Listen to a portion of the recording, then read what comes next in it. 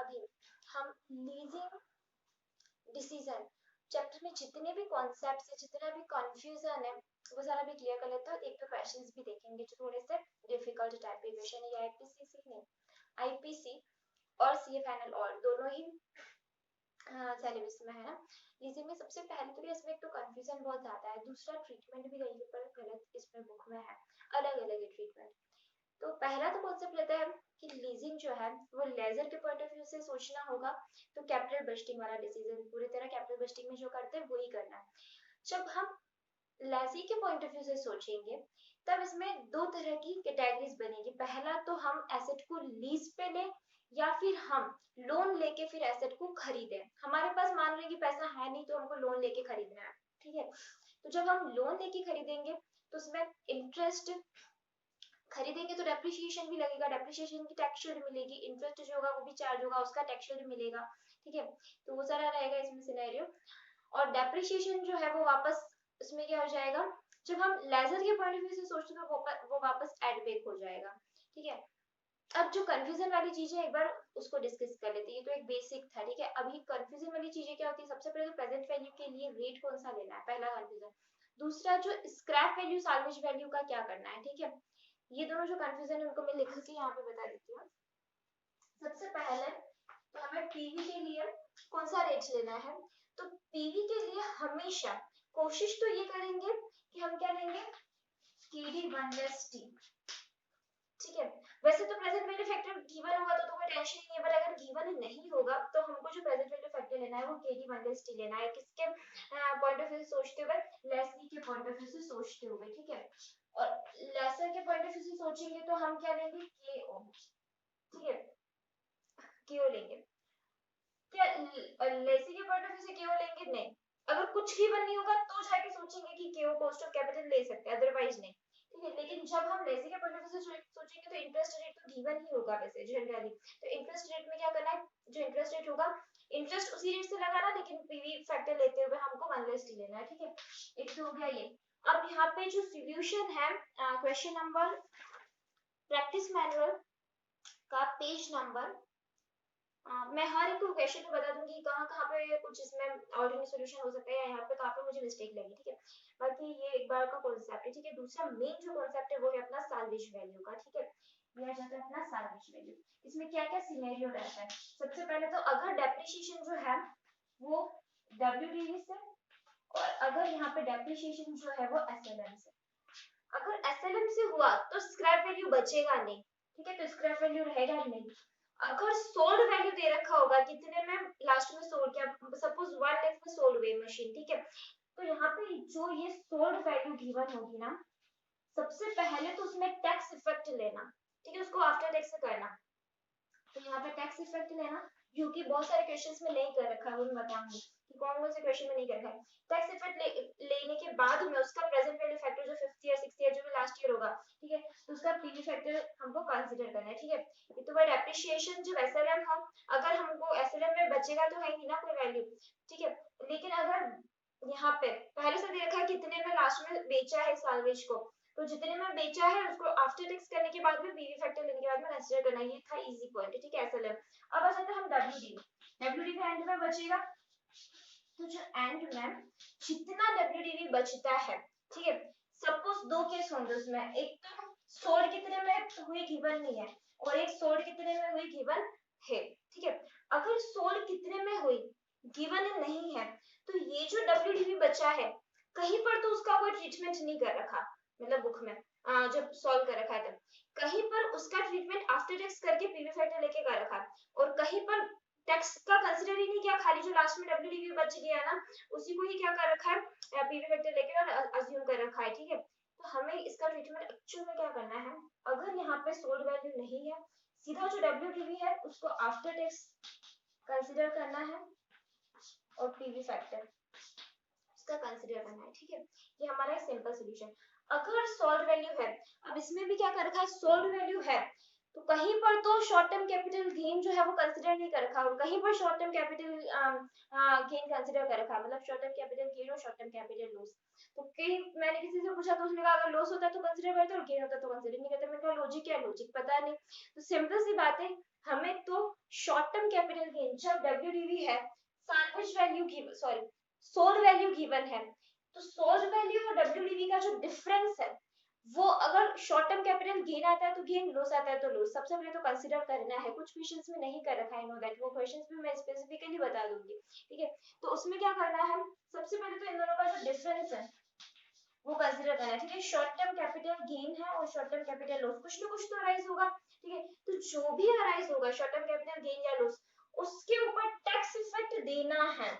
अगर short term capital gain है तो टैक्स क्या होगा, अपने को देना पड़ेगा, मतलब इसको नेट ऑफ टैक्स, दोनों को ही नेट ऑफ टैक्स ही लेना है।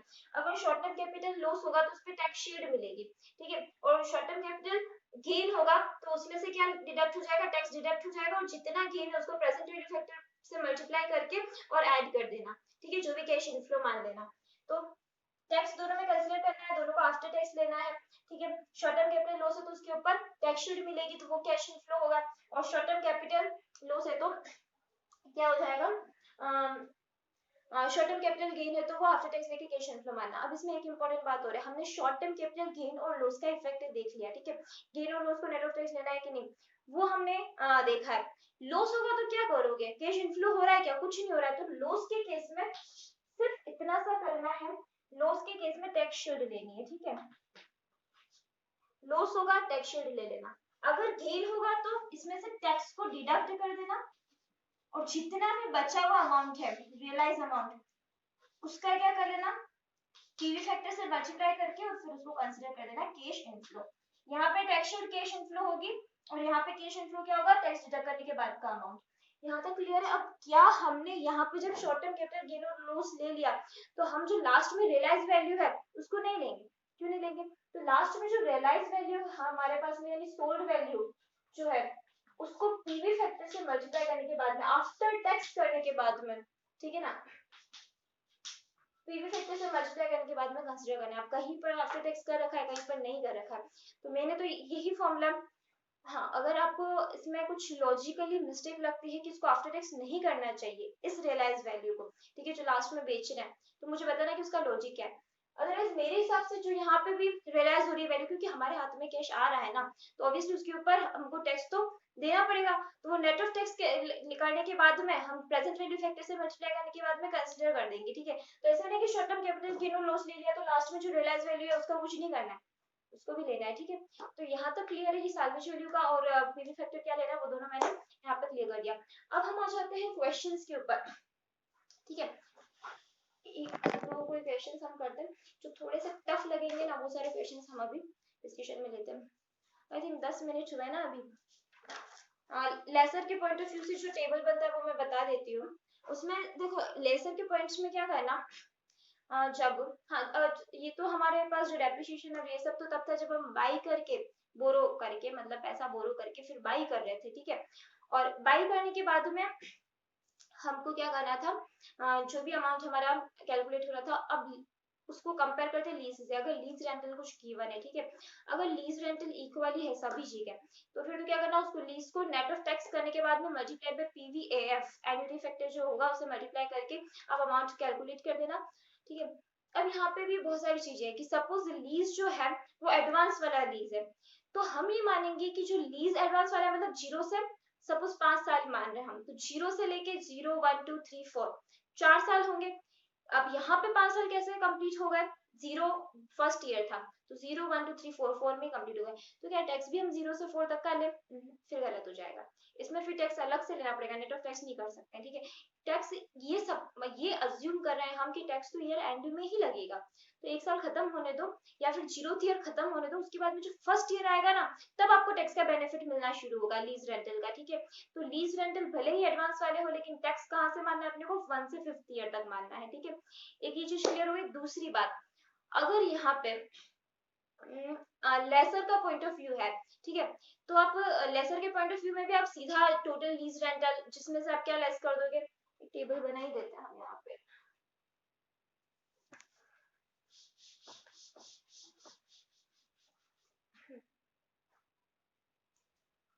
जो भी हमारे पास में लीज रेंटल पड़ा हुआ है, ठीक है, ये लीज रेंटल है तो ये भी हमारी इनकम होगी, तो इसमें से क्या लेस होगा, टैक्स लेस होगा। लेकिन अगर सपोज कोई चार्जेस वगैरह मेंटेनेंस खर्चे वगैरह हमने किए तो वो खर्चे एक बार लेस कर दो, खर्चे लिख रही हूँ, ठीक है, कोई से भी खर्चे हो लेस कर दो, रिपेयर के हो, मेंटेनेंस के हो, फिर बाद में डेप्रिसिएशन भी लेस कर दो। हम जैसे कैपिटल कॉस्टिंग में करते हैं ना, फिर जो भी हमारे पास बचा हुआ अमाउंट है उस पे टैक्स लगाया, आफ्टर टैक्स जो अमाउंट आएगा उसमें ऐड कर लेना डेप्रिसिएशन, और फिर जो अमाउंट आएगा उसको फिर हमारे जो भी पीवी फैक्टर है उससे पीवीएफ से मल्टीप्लाई करना, पीवीएफ से तब जबकि डेप्रिसिएशन डब्ल्यूडीवी वाला नहीं हो, क्योंकि अगर डब्ल्यूडीवी वाला एसएलएम वाला होगा तो सीधा एन्युटी फैक्टर से मल्टीप्लाई होगा, काम खत्म। लेकिन अगर ये डेप्रिसिएशन डब्ल्यूडीवी वाला होगा तो हर साल का अलग-अलग अमाउंट आएगा, ठीक है ना, ये ध्यान रखना पीवीएफ। और लास्ट में जाके क्या इसको भी सैल्वेज वैल्यू का फायदा होगा, क्यों नहीं होगा, तो इसको भी सैल्वेज वैल्यू का फायदा होगा, तो इसके लिए भी लास्ट में ऐड करना ना भूलना जो भी हमारा पास सैल्वेज वैल्यू है। नेट ऑफ टैक्स वाली लेनी है salvage value, yes net of tax वाली, ठीक है, और मल्टीप्लाई इसको भी फैक्टर से करके इधर ऐड कर देना, ठीक है। तो ये हमारा क्या है, लेसर के पॉइंट ऑफ व्यू से अमाउंट आ जाता है। कई बार पूछते हैं कि बताओ कितना लीज रेंट रखें, तब सिंपली टेबल ये रखनी है, रेंट को एक्स मान लेना, बाकी अपने आप काम हो जाएगा। वैसे में क्वेश्चंस उसका भी एक क्वेश्चन है वो भी हम सॉल्व कर लेंगे, ठीक है। और इसमें जो कॉन्सेप्ट्स रहते हैं, लीज रेंट एडवांस वाला समझ लिया। अब हम ये समझते हैं कि कभी कभी तो क्या होता है कि जो यहाँ पे इंस्टॉलमेंट्स होती है, हाँ अब इसमें 3-4 तरह के इंस्टॉलमेंट्स के भी काम रहेंगे। कभी तो वो रखा है इक्वल इंस्टॉलमेंट है, कभी इंस्टॉलमेंट का अमाउंट दे रखा होगा, टोटल अमाउंट नहीं गिवन होगा, और कभी ऐसा होगा कि एडवांस वाले बिगिनिंग में ही क्या है इंस्टॉलमेंट ड्यू होगी, कभी एंड में ही। तो वो वाला भी कॉन्सेप्ट हम लास्ट कॉन्सेप्ट इसका डिस्कस कर लेते हैं, उसके बाद में सिर्फ क्वेश्चन करने ही रहेंगे। वैसे क्वेश्चन वो कौन सा फर्स्ट डिस्कस करना चाहिए था, बट इट्स ओके, ये कॉन्सेप्ट क्लासेस होगी तो कोई बात नहीं, कोई सा भी कॉन्सेप्ट पहले पढ़ो बाद में पढ़ो, कॉन्सेप्ट सारे पढ़ने हैं ना हमें। चलो, तो सबसे पहले तो हम यहाँ पे इंस्टॉलमेंट की बात कर रहे हैं, ठीक है। तो सबसे पहले तो अगर एडवांस वाली इंस्टॉलमेंट है, ठीक है, पहली बात तो, और दूसरा हमको ऐसा बोल रखा है कि इक्वल इंस्टॉलमेंट है, ठीक है, एंड वाली है, या फिर हमें इंस्टॉलमेंट गिवन है और कॉस्ट गिवन नहीं है, सिर्फ क्या गिवन है, इंस्टॉलमेंट गिवन है और कॉस्ट गिवन नहीं है, ठीक है। ये 2-3 तरह के केस हो सकते हैं। तो इसमें करना क्या है, सबसे पहले तो हम क्या करेंगे, जितना भी हमारा इंस्टॉलमेंट है, यहाँ पे हमारी इंस्टॉलमेंट इज इक्वल टू जितना भी हमारा कॉस्ट है उसको डिवाइड कर लो पीवीएफ से, ठीक है। अब सपोज इंस्टॉलमेंट गिवन है और कॉस्ट गिवन नहीं है, तो क्या होगा, सिंपली यहाँ पे कॉस्ट एक्स हो जाएगा, तो instalment multiply by PV factor कर दोगे तो यहाँ पे अपना कॉस्ट आ जाएगा, एक कॉन्सेप्ट खत्म। दूसरा कॉन्सेप्ट, अगर एडवांस में ड्यू हो रहा है, एडवांस में ड्यू हो रहा है तो क्या करेंगे हम, सपोज 0 से लेके 5 साल तक, 1 से 5 साल तक का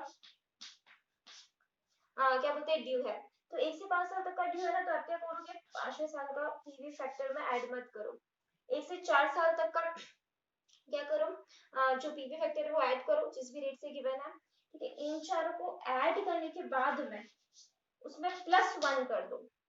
5th ईयर आप कंसीडर नहीं कर रहे हो, लेकिन जो 0th ईयर है ना उसका 1 ऐड कर रहे हो आप, बेस 1 ऐड कर रहे हो आप, ठीक है ना। तो इन चारों को ऐड करने के बाद बेस 1 ऐड कर दो, फिर वो जो आपका पीवी फैक्टर आएगा ना, cost divide by that PV factor, तो आपके पास में वो इंस्टॉलमेंट आ जाएगा अगर एडवांस है तो।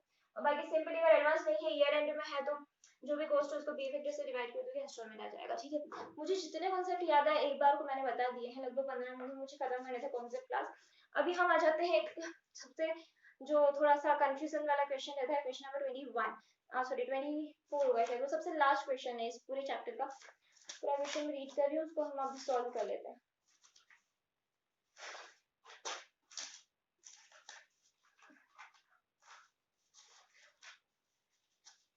उससे पहले मैं आपको ये बता देती हूँ कि मैंने जो कॉन्सेप्ट बताया ना, उस तरह का ट्रीटमेंट किस किस क्वेश्चन में नहीं हो रहा है वो मैं बता देती हूँ।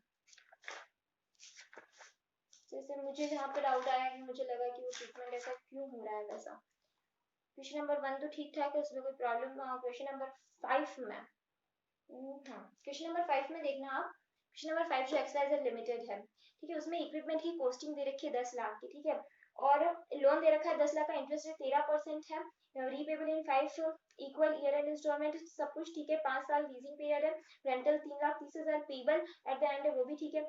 WDV मेथड से 35% के हिसाब से उनको क्या करना था, डेप्रिसिएशन देना था। इन्होंने क्या किया, WDV से डेप्रिसिएशन दिया, कोई भी सैल्वेज वैल्यू यहाँ पर गिवन ही नहीं है, तो इन्होंने जो WDV बची थी ना उसका कोई ट्रीटमेंट नहीं किया, जो भी WDV बची थी उसका कोई ट्रीटमेंट यहाँ पर नहीं किया गया है। जबकि आगे और क्वेश्चंस बताऊंगी जिसमें कि ट्रीटमेंट कर रखा है WDV का। जो WDV बच गई थी,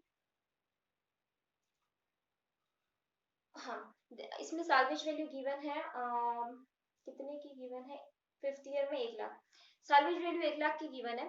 तो जो WDV लेस सैल्वेज वैल्यू करके शॉर्ट टर्म कैपिटल लॉस या शॉर्ट टर्म कैपिटल गेन जो आना चाहिए वो इसमें कंसिडर नहीं करा है क्वेश्चन नंबर 5th में, जो कि टोटली गलत है। शॉर्ट टर्म कैपिटल गेन और लॉस का ट्रीटमेंट नहीं कर रखा है क्वेश्चन नंबर 5th में, जो मुझे समझ में नहीं आया, क्योंकि शॉर्ट टर्म कैपिटल गेन आना चाहिए, इसीलिए किसी ने ये लॉजिक मुझे बताया था कि गेन होता है तो फिर ट्रीटमेंट नहीं करते। तो आगे एक क्वेश्चन और है जिसमें short term capital gain consider कर रखा है, ठीक है। तो एक क्वेश्चन नंबर 5th में मुझे दिक्कत है, अगर किसी को भी पता चले कि ये कॉन्सेप्ट मतलब प्रैक्टिस मैनुअल में सही सॉल्व कर रखा और मैंने कहीं गलत कोई कॉन्सेप्ट पढ़ा है तो प्लीज मुझे डिस्क्रिप्शन में बता, कमेंट सेक्शन में बताना, डिस्क्रिप्शन में तो कैसे बताओगे। ओके, बाकी मेरे हिसाब से यहाँ पे कंसीडर करना चाहिए था शॉर्ट टर्म कैपिटल गेन और लॉस, जो कंसीडर नहीं कर रखा, ठीक है। वो हो गई एक गलती क्वेश्चन नंबर 5th में। अब आ जाते हैं हम क्वेश्चन नंबर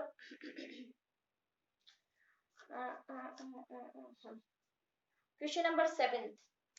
बड़ा अच्छा क्वेश्चन है। इसमें क्या कर रखा है, जो इन्होंने पीवी फैक्टर लिया है ना वो पीवी फैक्टर 15% लिया है, जबकि मैंने क्या बोला था कि KD 1 करके लेना है, ठीक है। पीवी फैक्टर यहाँ पे 15% ले रखा है, जबकि होना क्या चाहिए था, 50% की टैक्स रेट है तो 15% लेस 50% यानी 7.5% का पीवी फैक्टर लेना चाहिए था, जो मेरी समझ से बाहर है क्योंकि इन्होंने यहाँ पे ये कंसिडर नहीं किया है, ठीक है। बाकी बिल्कुल सही है, इसमें क्वेश्चन नंबर 7 में सैल्वेज वैल्यू आफ्टर टैक्स करके ले रखा है, ठीक है। और क्योंकि SLM मेथड था तो STCG STCL का तो बात ही नहीं था, वो भी ठीक है। क्वेश्चन नंबर 6 में इंस्टॉलमेंट की मैंने WDV है, तो क्वेश्चन नंबर 6 में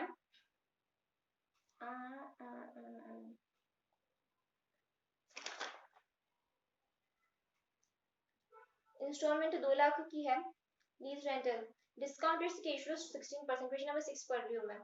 Shubham limited discount cash flows at 16% and is in the tax bracket of 35% for the acquisition of a machinery worth rupees 10 lakh. It has two options, either to acquire the asset by taking a bank loan 15% repayable 5 yearly equal installment yearly installments of 2 lakh each plus interest। अब यहाँ पे एक शब्द है, ठीक है ना, मैंने इस शब्द के लिए पूरी लाइन पढ़ी। इसमें क्या लिख रखा है, instalment of 2 lakh each plus interest. अब आप ये बताओ ये इंस्टॉलमेंट है 2 लाख का या प्रिंसिपल अमाउंट है 2 लाख का।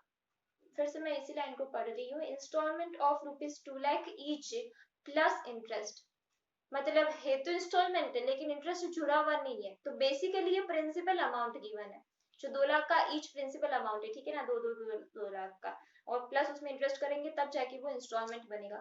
फर्स्ट बार में मैंने भी गलती की थी इसमें, बट ठीक है समझ में आ जाएगा कि instalment of 2 lakh each plus interest है तो वो प्रिंसिपल अमाउंट है, ठीक है। प्लस इसमें फिर आगे दे रखा है to lease of asset yearly rental 334 है for 5 years in both of the cases the installment is payable at the end of the year। end of the year में तो लग रहा है नहीं, टेंशन नहीं, बट इसमें यहाँ पे वापस डेप्रिसिएशन 15% है, जबकि इसमें कोई साल्वेज वैल्यू वगैरह गिवन नहीं है, तो इन्होंने भी WDV का जो बची हुई है उसका कोई ट्रीटमेंट नहीं कर रखा है, क्योंकि मेरे हिसाब से WDV जो है होना चाहिए उसका ट्रीटमेंट नेट ऑफ टैक्स करने के बाद में, पर इसमें कोई भी ट्रीटमेंट नहीं है, ठीक है। क्योंकि जो WDV बच गई, सॉरी मैं यहाँ पर शायद थोड़ा सा गलत हो गई, जो WDV बची और सैलरी वैल्यू नहीं दे रखा है तो उसका कोई ट्रीटमेंट नहीं होगा, ठीक है ना, क्योंकि वो सेल वैल्यू नहीं है, सेल वैल्यू का ट्रीटमेंट होता है, ठीक है ना।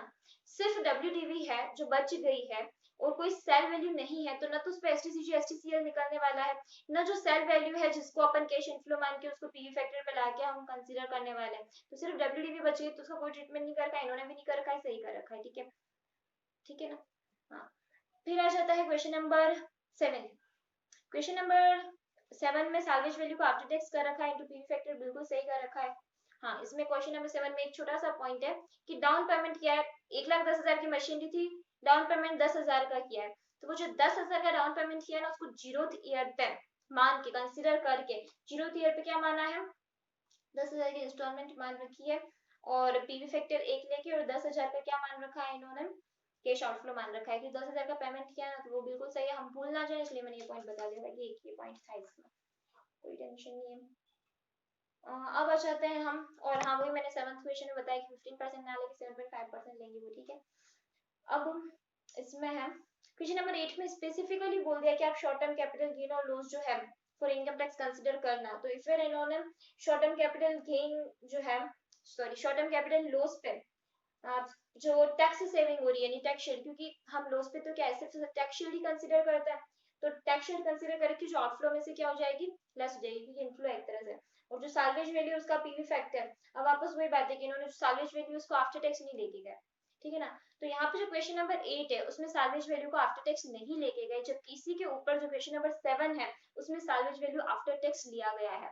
अब ये इन दोनों क्वेश्चन में देखो सामने ही दिख रहा है कि दोनों में डिफरेंस है एक जगह साल्वेज वैल्यू क्यों है डिफरेंस मुझे सच में नहीं पता चला मेरे हिसाब से साल्वेज वैल्यू को आफ्टर टैक्स लेना चाहिए था पर इन्होंने नहीं ले रखा क्वेश्चन नंबर 8 में मिस्टेक तो 7 में कौन सी मिस्टेक थी 7 में मिस्टेक थी कि इन्होंने पीवी फैक्टर जो था आफ्टर टैक्स नहीं लिया 8 में कौन सी मिस्टेक है कि साल्वेज वैल्यू को आफ्टर टैक्स नहीं लिया और 5th में इटसेल्फ मिस्टेक है कि इन्होंने शॉर्ट टर्म कैपिटल गेन और लॉस ही कंसीडर नहीं किया ठीक है तो 5th में भी मुझे ऐसा लगा 6th क्वेश्चन जरूर है जिसमें सिर्फ डब्ल्यूटीवी बच गया था तो उसको नहीं लेना था नहीं लिया सब कुछ ठीक है अब आ जाते हैं हम क्वेश्चन नंबर 9 में यहाँ पे जो लेजर के पॉइंट ऑफ व्यू से भी साल्वेज वैल्यू लिया है ना तो उसको भी आफ्टर टैक्स नहीं किया है क्वेश्चन नंबर 8 में क्यों नहीं किया वो मुझे समझ में नहीं आया शॉर्ट टर्म कैपिटल लॉस के ऊपर जो टैक्स शील्ड मिली है उसको जरूर ऐड कर रखा वो सब ठीक है। क्वेश्चन नंबर 9 में भी साल्वेज वैल्यू आफ्टर टैक्स नहीं कर रखा है ठीक है और क्वेश्चन नंबर 9 में डेप्रिसिएशन एसएलएम बेसिस पे तो short term capital gain loss की बात ही नहीं आती है साल्वेज वैल्यू उसका आफ्टर टैक्स नहीं कर रखा है ठीक है क्या कर सकती हूँ उसमें लेजर के पॉइंट ऑफ व्यू से लीज रेंट पे टैक्स शील्ड मिल जाएगी डेप्रिसिएशन की टैक्स शील्ड मिल जाएगी साल्वेज वैल्यू की जो पीवी फैक्टर है वो ले रखा है मतलब लेजर के पॉइंट ऑफ व्यू से क्वेश्चन नंबर 9 में भी आफ्टर टैक्स नहीं कर रखा है साल्वेज वैल्यू को। अब आता है क्वेश्चन नंबर 10 पे 10 में 5 लाख का डिवाइस है और यूजफुल लाइफ उसकी 10 साल है और सब्सिडी जो है वो 50,000 है at the time the device is acquired and placed into the service ठीक है फिर इसमें जो 50,000 की सब्सिडी मिली है तो ऑब्वियसली अब हमारे पास अमाउंट जो है वो कितना 450 रह गया ठीक है ना क्योंकि 50,000 की सब्सिडी मिल गई तो इनिशियल अमाउंट बोरो कितना करना है हमको 450 करना है ठीक है ये एक छोटा सा कॉन्सेप्ट था मैंने बता दिया नथिंग मच टफ और यहाँ पे बोरो 10% पे किया है तो पीवी फैक्टर क्या लेंगे 10 लेस अगर यहाँ पे टैक्स रेट दे रखी होगी तो 50% हाँ तो 10 मतलब 5% की पीवी फैक्टर आएगी बिल्कुल 5% की पीवी फैक्टर है सही है। अब आ जाते हैं क्वेश्चन नंबर 11 पे 11 में फिर से साल्वेज वैल्यू डब्ल्यूडीवी दोनों है तो 11 में देखना एसटीसीएल बिल्कुल कंसीडर कर रखा है साथ में यहाँ पे जो साल्वेज वैल्यू है वो आफ्टर टैक्स नहीं ले रखा है पता नहीं यार साल्वेज वैल्यू को आफ्टर टैक्स लेना भी होता है या नहीं लेना होता है पर यार लॉजिकली लेना चाहिए क्योंकि क्वेश्चन नंबर मैक्सिमम क्वेश्चन में तो आफ्टर टैक्स नहीं ले रखा है एक आधा ही क्वेश्चन मिला था जिसमें आफ्टर टैक्स ले रखा था और डेप्ट इंटरेस्ट ठीक है और लेजर के पॉइंट ऑफ व्यू से टैक्स सेविंग लिया है बिल्कुल और साल्वेज वैल्यू जो है पी फैक्टर से कंसीडर किया है। क्वेश्चन नंबर 12 में सेलम मेथड से डेप्रिसिएशन है बिल्कुल ठीक है कोई एडिशन नहीं है। क्वेश्चन नंबर 13 में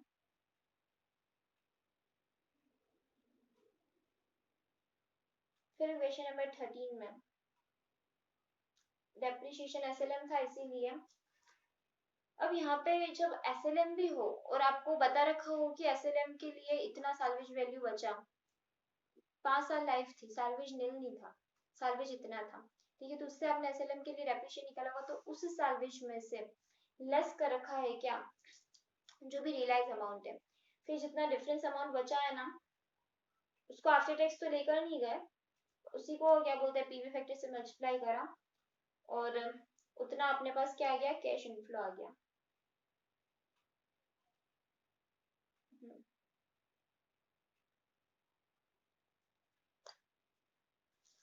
तो वो कैश आउटफ्लो हो गया बेसिकली, क्योंकि अपना जो साल्वेज बचा हुआ था एसएलएम के लिए वो था ज्यादा और रियलाइज हुआ कम, तो एक तरह से वो क्या हो गया, लॉस ही हो गया।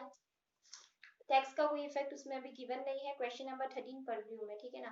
टैक्स का कोई इफेक्ट गिवन नहीं है, जबकि हर अमाउंट पे टैक्स का इफेक्ट लेना ही होता है मेरे हिसाब से, जब हम लीजिंग की बात करते हैं तब, ठीक है ना। कभी कभी तो ये लोग ऐसा करेंगे ना कि मशीनरी की कॉस्ट का भी अगर खरीदा होगा ना, मैं बताऊंगी क्वेश्चन जिसमें मशीनरी कॉस्ट को खरीद के भी इन्होंने टैक्स का इफेक्ट दे रखा है, और यहाँ पे टैक्स का इफेक्ट नहीं दे रखा है, तो कंफ्यूजन तो हो ही जाएगा फिर।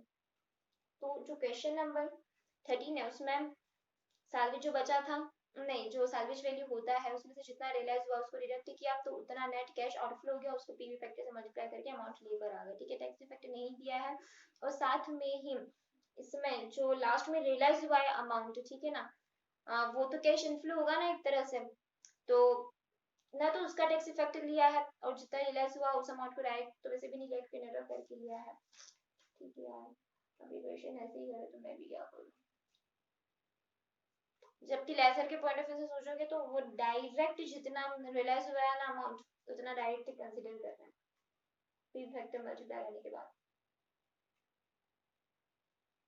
ओह शिट, क्वेश्चन नंबर 13 में पीवी फैक्टर से भी मल्टीप्लाई नहीं किया लेजर के पॉइंट ऑफ व्यू में। आप देख लो 1,10,000 डायरेक्ट ले रखा, नहीं नहीं किया, मल्टीप्लाई किया है, ठीक है, मल्टीप्लाई किया है, 1,10,000 ले रखा है, जो ऊपर सैलरी वैल्यू होती है उसको कंसीडर नहीं कर रखा लेजर के पॉइंट ऑफ व्यू से, वो सही कर रखा है ऐसे तो।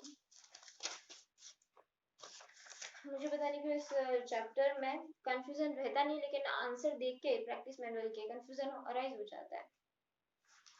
अब आ जाता है क्वेश्चन नंबर 14 में, 5 equal instalments to be paid annually, and जो मशीन है 50,000 के at the end of the fifth year में 50,000 की, ठीक है मशीन, तो वो अब यहाँ पे देखो एकदम सही ट्रीटमेंट कर रखा है, 50,000 जो आया ना पैसा, ठीक है, वो सीधा पैसा नहीं मान रखा है, आफ्टर टैक्स लेके उसका पी फैक्टर लेके जो बचा जो अमाउंट है उसको कैश इनफ्लो मान रखा है, कहीं पर तो एकदम सही चलते हैं लोग।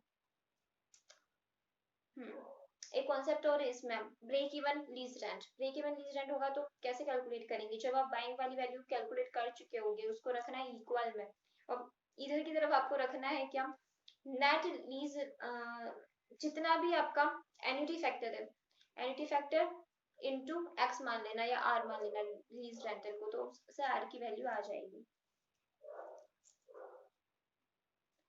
बट उसमें एक चीज और है कि आपको टैक्स बेनिफिट जो लीज रेंटल पर मिलता है ना उसको जरूर डिडक्ट कर देना। सपोज आपके पास में 5 का क्यूमुलेटिव फैक्टर आता है पीवीआईएफ, ठीक है, तो 5 आया आपने मान लिया, सपोज 30% का या 20% का कुछ भी क्या है टैक्स है, तो उसमें से वो 20% लेस कर देना, ठीक है।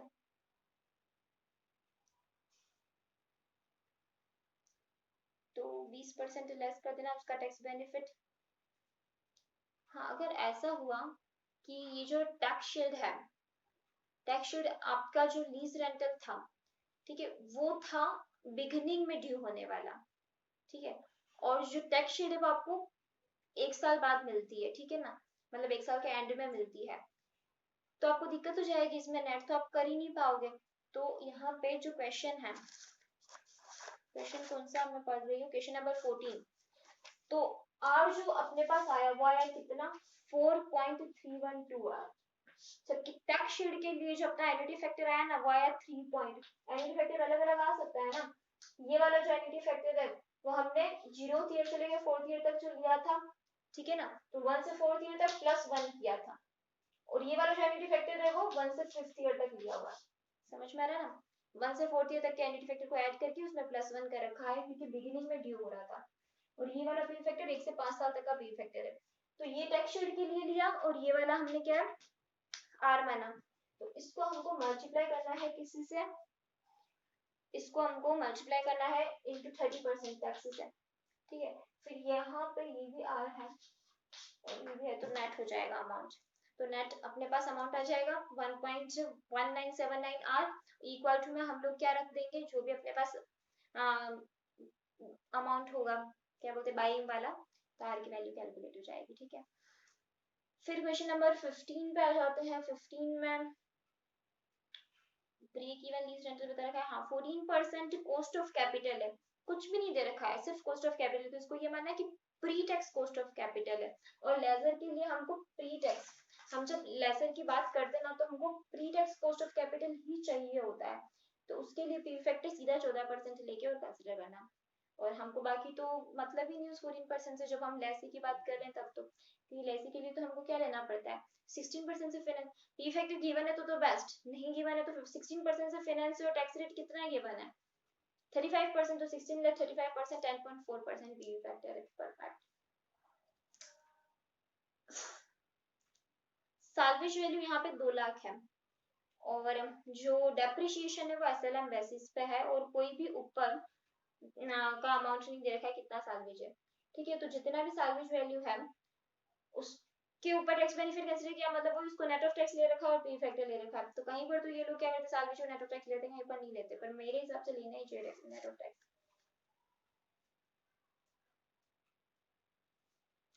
ये बात ध्यान रखना कि लेसर के पॉइंट ऑफ व्यू से इन्होंने एक भी चीज का नेट ऑफ टैक्स नहीं दिया साल्वेज वैल्यू को। ठीक है, क्वेश्चन नंबर 16। क्वेश्चन नंबर 16 में हम कुछ, हाँ क्वेश्चन नंबर 16 एक अच्छा है क्वेश्चन। इसमें क्या है देखना, पढ़ती हूँ मैं question number 16। Armada Leasing Company is considering a proposal to lease out a school bus, and जो bus can be purchased for rupees 5 lakh and in turn be leased out at rupees 1,25,000 per year for 8 years, with payment occurring at the end of each year. Estimate the internal rate of return for the company assuming tax is ignored. ठीक है, and what should be the yearly lease payments charged by the company in order to earn 20% annual compounded rate of return before expenses and taxes 20%। तो बाद में बता रखा है, पहले तो सबसे पहले क्या पूछ रखा है, आईआरआर कैलकुलेट करो। मैंने आपको एक बताया था बात कि जब एनपीवी दे रखा हो तो आईआरआर के लिए क्या करता है, एनपीवी उसको आप डिवाइड कर लोगे जितना भी अपने पास में नंबर ऑफ इयर्स, जैसे यहाँ पे 8 साल है, उससे फिर जो भी अमाउंट आएगा उसको आप डिवाइड करोगे इनिशियल जो भी कॉस्ट होगी उससे, से फिर जो भी अमाउंट आएगा उसमें ऐड करना जो भी रेट है, ऐसा कुछ। ठीक है, बताया था। पर यहाँ पे एनपीवी के लिए बोला है क्या, तो एनपीवी के लिए नहीं बोला है, मतलब यहाँ पे एनपीवी तो निकालना नहीं अपने को। तो अब जो सिंपल वाला इनिशियल कैश आउटफ्लो वाला था उस पे जाओ, कि जितना भी अपना नेट कैश इनफ्लो आउटफ्लो जा रहा था, ठीक है, उसको आप डिवाइड करोगे कॉस्ट से, फिर जो भी अमाउंट, फिर जो भी आपके पास में आता है ना परसेंट, उसमें इंटू 1.5 स्टैंडर्ड है ये। ठीक है, तो 1.5 करने के बाद में जो रेट आएगा ना, अगर इन्फ्लोज इंक्रीजिंग वाला है तो उस रेट से ज्यादा होगा रेट, और डिक्रीजिंग वाले है तो उस रेट से कम होगा। ठीक है, अब यहाँ पे इंक्रीजिंग डिक्रीजिंग का तो पता नहीं चल रहा है, पर एक हमको इनिशियल रेट कुछ तो हिंट मिले जिससे हम शुरू करें कि आईआरआर कौन सा हमको कंसिडर करना है। तो यहाँ पे देखो क्या है, 1,25,000 है। ठीक है, मैं जो कर रही हूँ वो लिख भी लेती हूँ।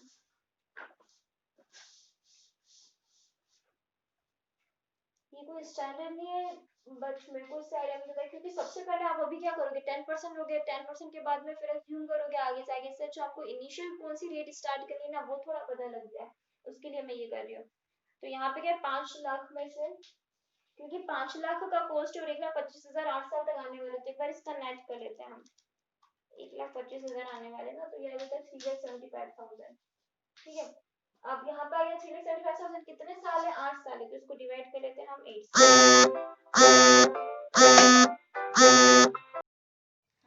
तो यहाँ पे क्या था, जो सबसे पहले क्या था 5 लाख।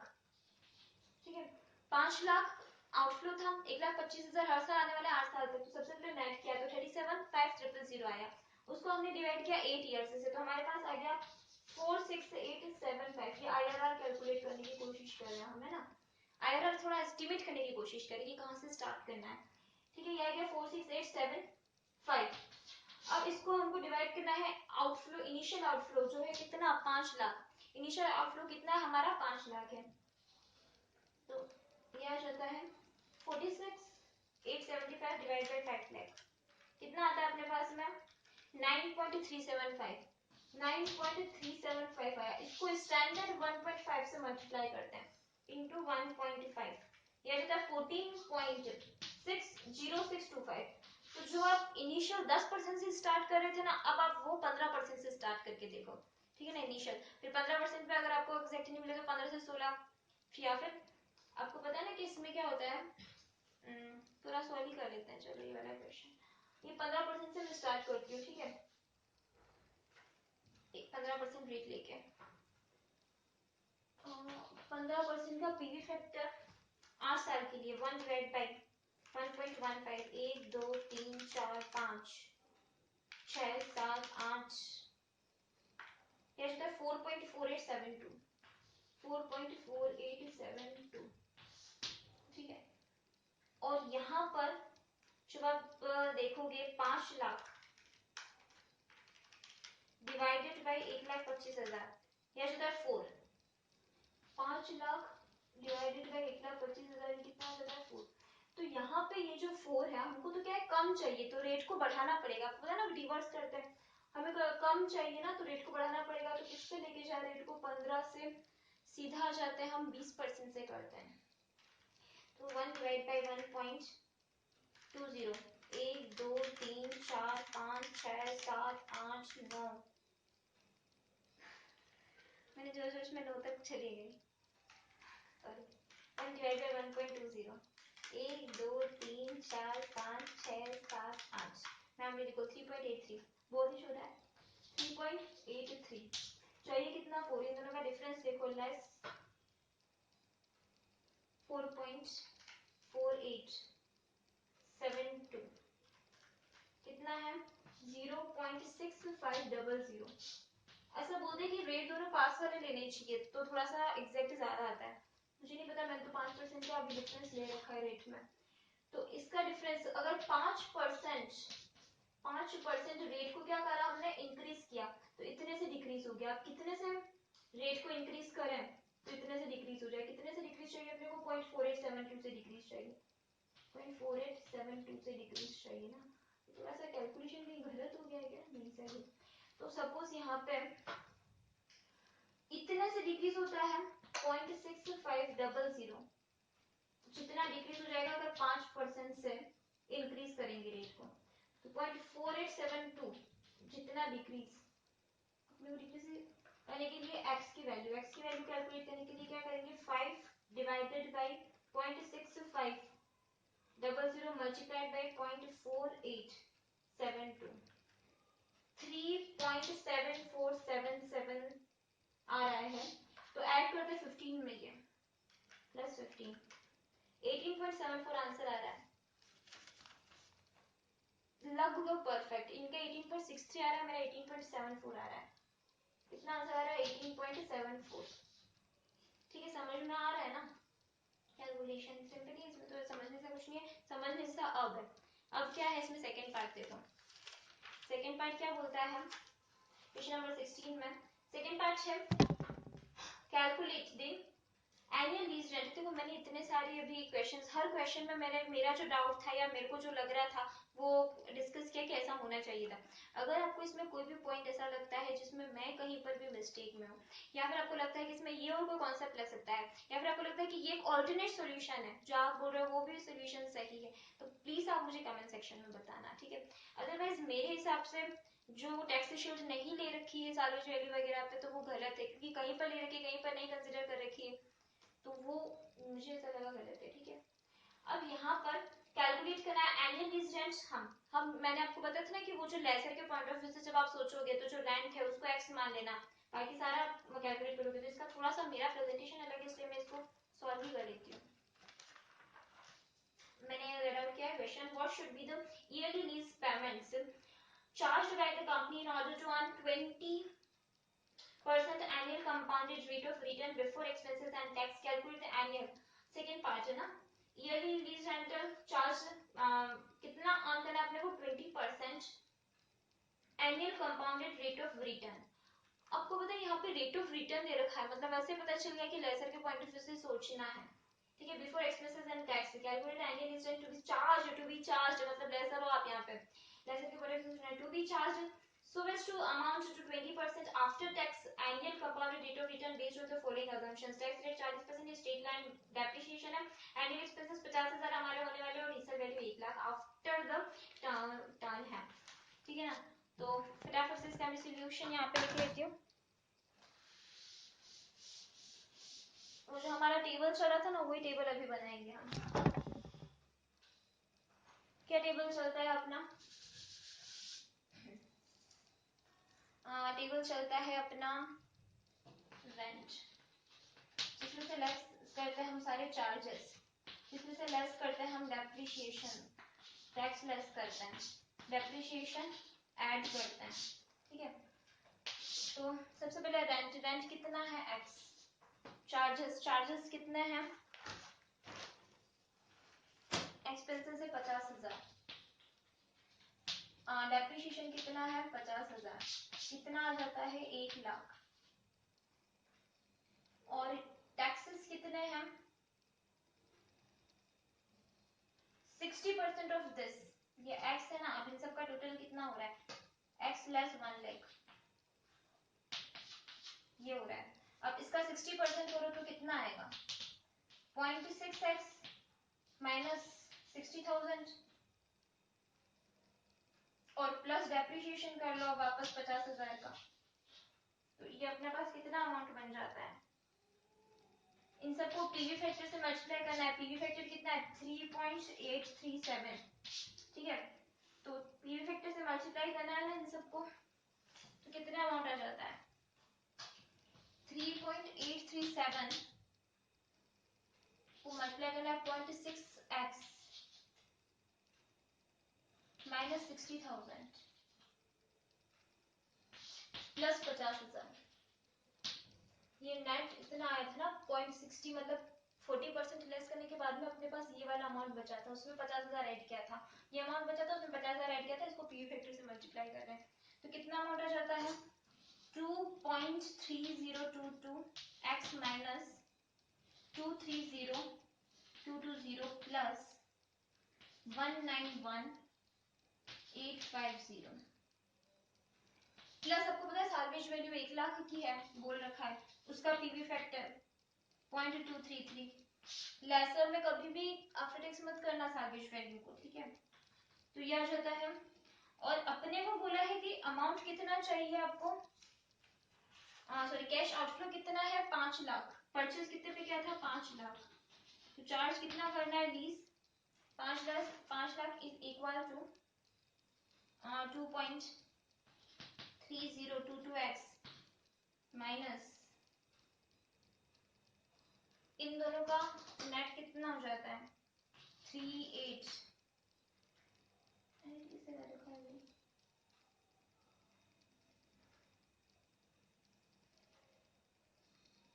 38370, तो x का अमाउंट कितना आ जाएगा, इसको इधर पे 2.302x इज इक्वल टू इधर चला जाएगा 503837, तो टोटली मिला के x का अमाउंट आ जाएगा 223749, तो ठीक है आप कर लोगे सॉल्व, ठीक है। तो ये हमारा क्वेश्चन सॉल्व हो गया। कौन सा क्वेश्चन अभी हमने सॉल्व किया, क्वेश्चन नंबर 16। जैसे आपको पता है मैम आईडोट में कितने क्वेश्चन की वीडियो रिकॉर्ड करती हूँ, तो मैं सारे क्वेश्चन बोर्ड पे ही करती हूँ हमेशा प्रैक्टिस, जैसे आप लोग रजिस्टर में होते ना, क्योंकि मुझे बोर्ड पे लिखना बहुत अच्छा लगता है। Question number 17, ABC Leasing Limited has been approached by a client to write a 5-year lease on an asset costing ₹10 lakh and having estimated salvage value कितना है 1 लाख का thereafter, एंड जो कंपनी है has after tax required ROR कितना है 10%, and उसका जो tax rate है वो कितना है 50%, डेप्रिसिएशन है 3.33%, WDV है। क्वेश्चन ठीक है, इसमें एसटीसीजी निकल, डेप्रिसिएशन पे कितना है, उस पर एक्चुअल कितनी मिलेगी, कितना कैश इनफ्लो है, पी फैक्टर प्रेजेंट वैल्यू आ जाएगा, आउटफ्लो 1 लाख का हो ही रहा है, तो लीज रेंटल आफ्टर टैक्स जितना है, और जो लीज रेंटल आफ्टर टैक्स आएगा ना उसको बिफोर टैक्स जरूर लेकर आना, क्योंकि लीज रेंटल भी यहाँ पे आप कैलकुलेट करो ना क्वेश्चन नंबर 17 में, ठीक है। क्वेश्चन नंबर 18 पे आ जाओ, 18 मैं पूरा सॉल्व करूंगी, थोड़ा सा डिफरेंट है ये, 18 और 19। दोनों एक जैसे हैं। 19 मैं सॉल्व नहीं करूंगी, सिर्फ 18 सॉल्व करूंगी, दोनों एक जैसे हैं इसलिए। क्वेश्चन नंबर 18 क्या होता है? Fair finance and leasing company has been approached by a prospective customer intending to acquire a machine, जिसका की जो कैश डाउन प्राइस है वो ₹3 करोड़ है, and the customer in order to leverage his tax position has requested to quote for a 3-year lease with rentals payable at the end of each year, but in a diminishing manner such that they are in the ratio of 3:2:1. Depreciation can be assumed to be a straight line basis, and जो fair finance marginal tax rate है वो कितना है? 35% है, and जो rate of return है 10% है. Lease rent is quoted the lease for the 3 years. तो देखो यहाँ पे कितने साल है, कितना कोस्ट है, कितना डेप्रिसिएशन है, कितना टैक्स है और कितना पीवी फैक्टर है, उस पर नेट कितना आ जाता है अपने पास में. टेबल बनाते हैं.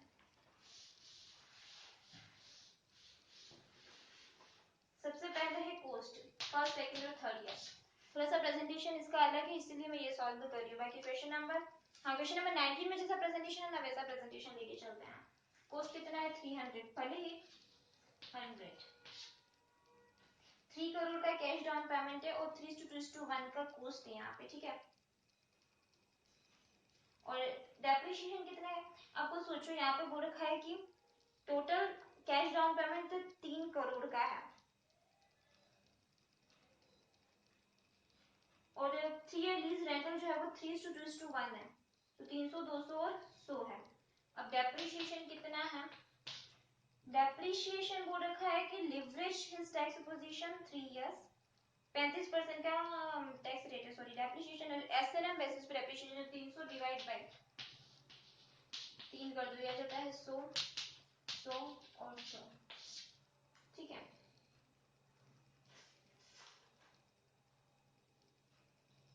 फिर इसमें हम टैक्स शीट कितना मिलेगा? टैक्स शीट डेप्रिसिएशन पे टैक्स शीट कितना मिल रहा है? डेप्रिसिएशन पे 35 रुपए इधर, 35 इधर और 35 इधर. तो इनका पीवी फैक्टर कितना है? पीवी फैक्टर है 0.909, 0.826 और 0.751. तो पूरा टैक्स शीट कितना हो गया इनका? 35 इंटू 0.909 करके इन सबका टोटल करो ना, कितना था? 87 का. तो इनका टैक्स शीट कितना हो गया? 87 का. ठीक है, 87.05 का ये इनका टैक्स शीट हो गया है. ये पूरा डेप्रिसिएशन का कैलकुलेशन किया मैंने. अब हम इसमें ये मान रखा है कि जो यहाँ पे 300 का आउटफ्लो हुआ था, कैश डाउन पेमेंट 300 का क्या था, तो 300 का जो आउटफ्लो हुआ था उसमें से 87.05 का क्या हो गया? इनफ्लो हो गया. तो यहाँ पे आगे कितना? 213 के आसपास कुछ आएगा. उसके इक्वल टू में रखते हैं अपन 3 2 और 1 डिमिनिशिंग मैनर में इनके रेंटल्स है 3x 2x और 1x, मतलब 6x.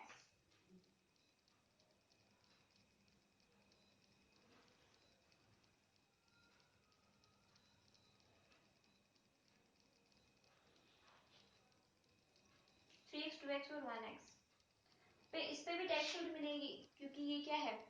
लीज रेंटल्स है, तो ऑब्वियसली नेट ऑफ टैक्स तो करने पड़ेंगे. तो 35% से यानी इन सबको अभी 65% पे लेगी. 65 की रेट है ना, 65% पे लेके आ जाओ. और फिर उसका पीवी फैक्टर 0.909, 0.226 और 0.751 तो भी इनका पी फैक्टर है. तो यहाँ पे आ जाता है 3.3354x. ठीक है. तो जो यहाँ पे 3.3354x है, ये 213 था, उसके इक्वल में रख दो 3.3354x. तो x की वैल्यू कितनी आ जाएगी? 63.84. ये तो x की वैल्यू, आपको 2x और 3x भी तो चाहिए, तो मल्टीप्लाई बाय 2 करोगे तो यहाँ पे आ जाएगा 127.69 और मल्टीप्लाई बाय 3 करोगे तो यहाँ पे आ जाएगा 191.54. प्रेजेंटेशन अलग है लेकिन समझ में आ गया होगा ये क्वेश्चन मेरे हिसाब से. सबसे पहले क्या किया, इसको तो रहने दो. ठीक है. डेप्रिसिएशन 100 के थे, टैक्स शीट ली, टैक्स शीट का टोटल क्या 87 आ गया. 300 का डाउन पेमेंट था, उसमें से टैक्स शीट लेस की, तो नेट अपने पास कैश आउटफ्लो पड़ा हुआ है. कैश इनफ्लो मतलब जो लीज रेंटल है बोला था ना कि आपको 3:2:1 में बांटना है, तो 3x 2x 1x का टैक्स से शील्ड के बाद वाला अमाउंट, यानी इसको 65% नेट ऑफ किया, जिसका पीवी फैक्टर कैलकुलेट किया, तो ये आएगा 3.3354। ये कैश आउटफ्लो था, इसके इक्वल रखा, x कितना आ गया 63, x कितना है तो 2x कितना है 3x कितना है, क्योंकि 3:2:1 में चाहिए थे। ठीक है, तो ये हो गया हमारा क्वेश्चन नंबर 18। क्वेश्चन नंबर 19 मैं नहीं कर रही। अब आ जाते हैं क्वेश्चन नंबर 20। कुछ इसमें इंश्योरेंस का एक और एक्स्ट्रा खर्चा है, जिसका भी टैक्स शीट मिलेगा और कोई टेंशन नहीं है इसमें। देखते इसमें क्या है, डब्ल्यूडीवी है, बिल्कुल डब्ल्यूडीवी है। क्या इसमें सैलवेज वैल्यू है, बिल्कुल सैलवेज वैल्यू भी है। तो वही इसमें टेंशन उतना ही है कि जो भी अपने पास में डब्ल्यूडीवी बच जाता है, जो भी सैलवेज वैल्यू लेस डब्ल्यूडीवी करना, जितना भी अमाउंट आएगा उसका पीवी फैक्टर लेना, साथ में सैलवेज वैल्यू जो है उसका भी पीवी फैक्टर लेना, ये दोनों ही अमाउंट अपने कैश इनफ्लो होता है। जितना पैसा आ रहा है ना बेचा तो उसका पीवी फैक्टर वो भी पैसा आएगा, और टैक्स शील्ड मिलेगा किस पे, शॉर्ट टर्म कैपिटल लॉस पे, क्योंकि हमारा जो पड़ा हुआ था अमाउंट उससे सैलवेज कम था। ठीक है, उसका पीवी फैक्टर। ठीक है, सैलवेज को आफ्टर टैक्स नहीं करते हैं तो नहीं करते, मैं भी क्या कर सकती हूँ, ये लोग नहीं करते सैलवेज को आफ्टर टैक्स।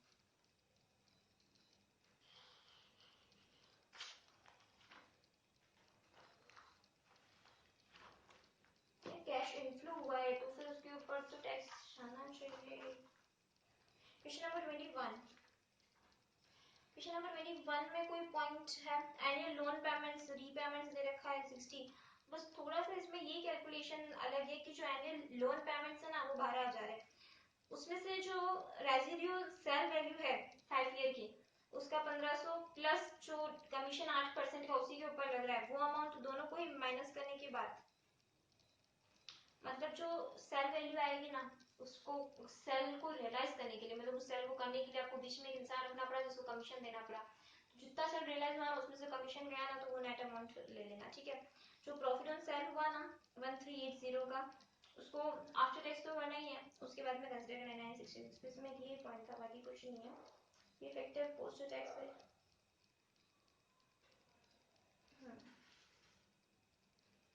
ये ध्यान में कि जब आप कैलकुलेट कर रहे होगे ना लीज रेंटल, ठीक है, क्योंकि आपको लीज रेंटल यहाँ पे कैलकुलेट करने के लिए देंगे, तो आपने जो बाई वाला अमाउंट निकाला, लोन लेके जो बाई किया, उस अमाउंट से आप जब लीज रेंटल निकालोगे तो वो आपका पोस्ट टैक्स वाला आ रहा होगा, तो उसको प्री टैक्स का नाम मत भूलना, मैं वो कह रही थी और कुछ नहीं।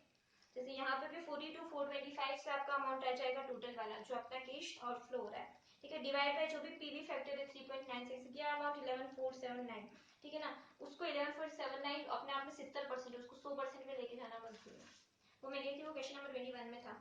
हाँ, क्वेश्चन नंबर 22 थोड़ा सा डिफरेंट है, इसमें क्या है, कुछ भी नहीं है, दोनों ही ऑप्शन लीज वाले हैं, दोनों ऐसा लीज ले तो ज्यादा अच्छा है कि ऐसा लीज ले तो ज्यादा अच्छा है, तो वो लीज वाले ऑप्शन तो हम कैलकुलेट कर ही लेंगे कि इनिशियल पेमेंट लीज रेंट का किया तो आफ्टर टैक्स के बाद कितना अमाउंट आया, एनुअल लीज रेंट जितने पे करने पड़े थे, इनिशियल भी पे करना पड़ा था लीज थोड़ा अमाउंट, और फिर बाद में हर साल भी, तो हर साल जो पे करना पड़ा था उसको आफ्टर टैक्स करने के बाद में कितना, तो कितना अमाउंट जा रहा था, कितना अमाउंट जा रहा था, दोनों तरफ अमाउंट जा रहा था, जहाँ कम अमाउंट जाएगा उसको ऑप्शन को एक्सेप्ट करना है। लेकिन इसमें एक मेन बात है, आपको क्या करना पड़ेगा, इसको ये दोनों का जो लाइफ है ना, एक का 3 साल एक का 4 साल है, तो हम कैपिटल क्वेश्चन में भी देखते हैं कि जब दो ऑप्शन को हम कंपेयर करते हैं ना तो वो दोनों एक जैसा होने चाहिए, एक 3 साल का एक 4 साल का है, तो उसको वापस पीवीआर से डिवाइड करने के बाद उसको हम क्या बोलते हैं शब्दों में, रेसिप्रोकल ऑफ एन्युटी फैक्टर, मतलब या तो आप एन्युटी फैक्टर से मल्टीप्लाई करते हो ना तब जाके टोटलिटी पे आते हो, यहाँ पे रेसिप्रोकल ऑफ एन्युटी फैक्टर यानी एन्युटी फैक्टर से डिवाइड करने के बाद में आप पर ईयर का वैल्यू लेके आओगे, फिर पर ईयर का वैल्यू लेने के बाद में आपको कंपैरिजन करना है। क्या जाता है question number 22। Question number 23। Question number 23 मेरे को बिल्कुल करवाना है, क्वेश्चन नंबर 23, क्योंकि बहुत ही डिफरेंट क्वेश्चन है। क्वेश्चन नंबर 23, चलो अच्छे से पढ़ते हैं। क्वेश्चन नंबर 23 क्या बोल रखा है इसमें। Question number 23 है, X Limited had only one water pollution control machine in this type of block of asset within no book value under the provision of, अभी देखना इतना जो इसमें कर रखा है मैं उसका छोटा सा आंसर आपको निकाल के दूंगी, किसका, क्वेश्चन नंबर 23 का, पूरा समझाते हुए।